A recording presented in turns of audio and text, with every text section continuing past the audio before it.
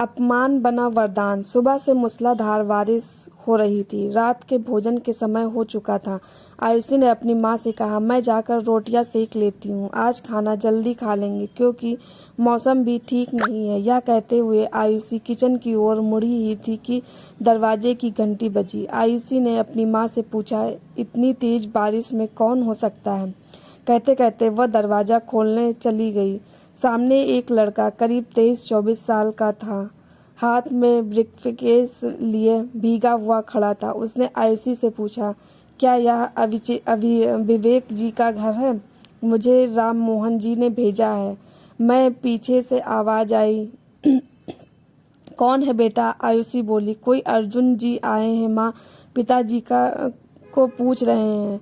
माँ बोली, हाँ हाँ, उन्हें अंदर बुला लो। आयुषी ने अर्जुन को अंदर आने का इशारा करते हुए दरवाज़ा बंद कर दिया। अर्जुन ने उनकी माँ को नमस्ते किया। अम्मा ने आयुषी से कहा, चाय बना दो, और अर्जुन से बोली, तुम भीग गए हो बेटा, कपड़े बदल लो। इतने में चाय आ गई, देखो वहाँ बाथरूम है। जब तक अर्जुन कपड़े बदल कर आया, आयुषी अपने पिताजी को बुला ले आई और हंसते हुए बोली, पिताजी आपकी मानसिक आमदनी आ गई। माँ ने उसे आंखें दिखाई और अर्जुन की ओर मुड़कर कहा, बेटा इसकी बातों का बुरा मत मानना, इसे मजाक करने की आदत है।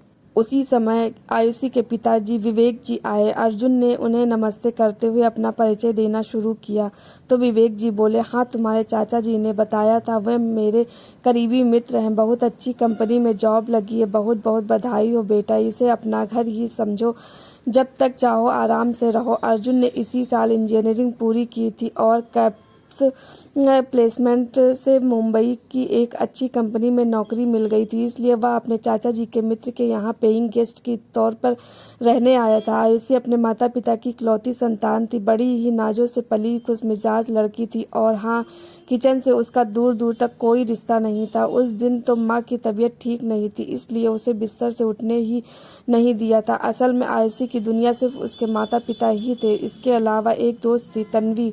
दोनों एक ही कॉलेज में पढ़ती थी। बचपन से लेकर जवानी की दहलीज तक हर कदम साथ साथ रखा था। खैर, भोजन के दौरान थोड़ी देर बातचीत के बाद पिता ने अर्जुन को ऊपर वाला कमरा दिखाने को कहा और खुद अपने शयन कक्ष में चले गए। माँ सीढ़ियाँ नहीं चढ़ सकती थी, इसलिए नीचे से ही निर्देश दे रही थी। देखते देखते 2 साल बीत गए। अब अर्जुन परिवार के सदस्य जैसा ही था। तन्वी भी उससे काफ़ी घुल मिल गई थी। उसका तो आधा समय आयुषी के घर ही बीतता था, लेकिन तन्वी बहुत कम बोलने वाली, स्कूल कॉलेज में हमेशा टॉप करने वाली मेधावी छात्रा थी। आयुषी हमेशा अर्जुन से तन्वी की तारीफ करते नहीं थकती थी। एक दिन आयुषी के पिताजी सोफे पर बैठे अखबार पढ़ रहे थे। अर्जुन ने घर के अंदर कदम रखते ही कहा, अंकल, आयुषी की शरारतें बढ़ती ही जा रही हैं, आज तो दरवाजे से अंदर ही नहीं आने दे रही थी मुझे। विवेक जी हैरान होकर बोले, क्यों? उनकी बात काटते हुए आयुषी बोली, अरे पिताजी, ये 2 दिन से मेरी छाता लाना भूल जाते हैं, ऑफिस में किसी के हाथ बेच दिया होगा। अर्जुन बोला, सुना अंकल, अब ये ऐसा भी कहेगी मुझे, कल याद से ले आऊँगा तुम्हारा छाता, कैबिन में भूल आता हूँ, तुमने खुद ही तो दी थी, जबरदस्ती की भीग जाओगे। हाँ दी तो थी, पर वापस भी लानी थी। अर्जुन बोला, अंकल, मैं तो कहता हूँ इसकी शादी कराकर ससुराल भेज दो, फिर वहाँ सुधर जाएगी। अच्छा, तो क्या मैं बिगड़ गई हूँ? एक तो चोरी, ऊपर से सीना चोरी। कहते हुए वह अर्जुन के पीछे दौड़ी। अर्जुन चिल्लाया, आंटी प्लीज बचाओ मुझे। दोनों बाहर की ओर भागे और पिताजी न जाने क्या सोचकर दरवाजे की ओर देखते रह गए। आयुषी की माँ बोली, सुनिए जी, आपसे एक बात कहनी थी, हमारी आयुषी के लिए अर्जुन कैसा रहेगा? विवेक जी बोले, तुमने तो मेरे मुंह की बात छीन ली, मैं भी वही सोच रहा था। ठीक है, कल अर्जुन से इस विषय में बात करते हैं। अगले दिन अर्जुन जब आयुषी कुछ सामान लाने बाहर गई थी, उसके पिताजी ने यह बात छेड़ दी और अर्जुन से पूछा, तुम्हें हमारी आयुषी कैसी लगती है? यह सुनकर अर्जुन हैरान हो गया। आयुषी बहुत अच्छी लड़की है, लेकिन आप मुझसे क्यों पूछ रहे हैं? दरअसल हम चाहते हैं कि तुम हमारी आयुषी का हाथ थाम लो। यह सुनकर अर्जुन झटके से उठ खड़ा हुआ। उसने कहा, ये आप क्या कह रहे हैं अंकल?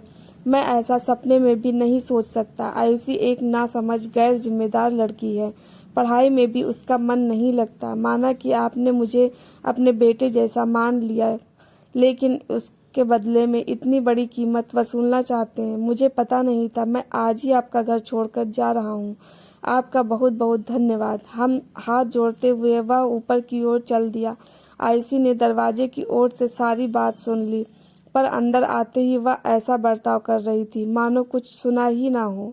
कुछ ही समय में अपना ब्रीफकेस उठाकर अर्जुन नीचे उतरा। आयुषी ने पूछा, आप कहाँ जा रहे हैं? माँ बोली, कुछ नहीं बेटा, इसे हमसे भी अच्छे लोग मिल गए, वहीं जा रहा है। अर्जुन बिना कुछ जवाब दिए गेट की ओर बढ़ गया। कुछ दिनों बाद पता चला कि तन्वी और अर्जुन की शादी होने वाली है। यह सुनकर विवेक जी को बड़ा सदमा लगा। आयुषी ने अपने पिता से कहा, पिताजी, मैंने आपकी और अर्जुन की बातें उस दिन सुन ली थी। हम किसी की सोच को नहीं बदल सकते, पर खुद को साबित जरूर कर सकते हैं। लेकिन आपको मेरा साथ देना होगा। अब आप किसी से मेरी शादी की बात नहीं करेंगे। अब न खाने की सुध, न सोने की, बस पढ़ाई पढ़ाई और पढ़ाई। और देखते देखते कुछ ही सालों में आयुषी एक सरकारी अधिकारी बन गई। उसे दूसरे शहर में तबादला हो गया। अगली सुबह वह अपने परिवार के साथ नए शहर के लिए रवाना होने लगी थी। तभी उसी रात, वही समय, वैसी ही बारिश और दरवाजे की घंटी बजी। सामने तन्वी और अर्जुन खड़े थे। आयुषी ने बड़ी गर्मजोशी से उनका स्वागत किया। तन्वी और अर्जुन शर्मिंदा थे और अपने व्यवहार के लिए माफ़ी मांग रहे थे। आयुषी बोली, तुम्हें माफ़ी मांगने की कोई आवश्यकता नहीं है। तुमने मुझे कमतर और अपने लिए अयोग्य समझकर मेरे जीवन को नई दिशा दी। मेरे माता पिता को मुझ पर गर्व है और बाकी दुनिया से मुझे कोई मतलब नहीं। थोड़ा रुक कर बोली, तुम्हारा अपमान मेरे लिए वरदान साबित हुआ। यह कहते हुए आयुषी उठ गई और बोली, माँ, मैं सोने जा रही हूँ, कल जल्दी उठना है ना। फिर अर्जुन की ओर देखकर बोली, मुझे मालूम है तुम यहाँ क्यों आए हो। तुम्हें सिफारिश चाहिए ना अपनी प्रमोशन के लिए। मैं बात कर लूँगी मेहरा जी से। और मुस्कुराते हुए आयुषी अपने कमरे की ओर बढ़ गई। दोस्तों, आपको ये कहानी कैसी लगी कमेंट करके ज़रूर बताना। हमारे चैनल पर नए हैं तो चैनल को सब्सक्राइब करना। धन्यवाद।